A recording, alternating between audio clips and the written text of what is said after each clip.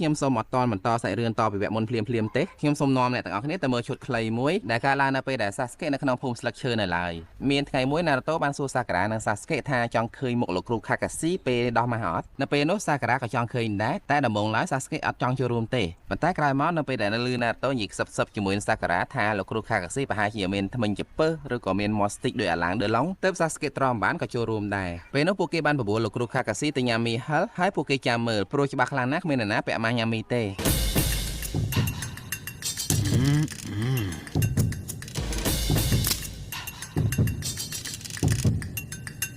ប៉ុន្តែនៅពេលដែលលោកគ្រូ Kakashi រៀបចំដោះម៉ាស់ញ៉ាំមីហើយស្រាប់តែក្រុមរបស់ Shikamaru បានមកដល់ហើយពេលនោះពិតជាអស្ចារ្យខ្លាំងណាស់ត្រឹមតែមកប្រព្រឹត្តភ្នែកសោះលោកគ្រូ Kakashi បានញ៉ាំមីអស់ពីចានណាលីងនៅពេលនោះអ្នកដែលបានមើលឃើញមុខដ៏សង្ហារបស់លោកគ្រូ Kakashi មានតែអ្នកលក់មីតែប៉ុណ្ណោះបន្ទាប់មក Naruto និង Sasuke បានបបួលលោកគ្រូ Kakashi ទៅស្ទាមនឹងត្រាំទឹកក្តៅនៅពេលនោះលោកគ្រូ Kakashi ក៏ព្រមទៅជាមួយពួកគេតែនៅពេលដែលចុះត្រាំទឹកក្តៅគាត់នៅតែរំមុខដើម្បីកុំឲ្យខូចស្បែកមុខតទៅពេលតរំរះ Naruto បានបបួល Sakura និង Sasuke ស្លៀកពាក់តុបតែងកុំឲ្យលោកគ្រូ Kakashi មើលស្គាល់ហើយសម្រុកចូលទៅវាយគាត់បើកម៉ាស់មើលតែម្ដងហើយដោយយើងស្មានដឹងស្រាប់ហើយធ្វើអញ្ចឹងទៅមិនរួចទេដល់ទៅពេលចុងក្រោយ Naruto បានសួរត្រង់ទៅកាន់លោកគ្រូ Kakashi ថាមានអីពិសេសមែនលោកគ្រូនៅក្រោយម៉ាស់ហ្នឹងអូចង់ដឹងមែនទេបើចង់ដឹងចាំលោកគ្រូបើកអីមើល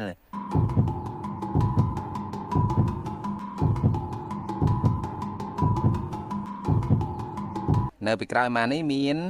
ម៉ាស់មួយទៀតឈុតខ្លីមានតែប៉ុណ្្នឹងទេហើយសម្រាប់ពេលនេះយើងមកបន្តសាច់រឿងរបស់យើងបន្តទៀតការពិវៈមុនក្រុមនិនចា Akatsuki 2នាក់គឺ Deidara ហើយនិង Sasori បាន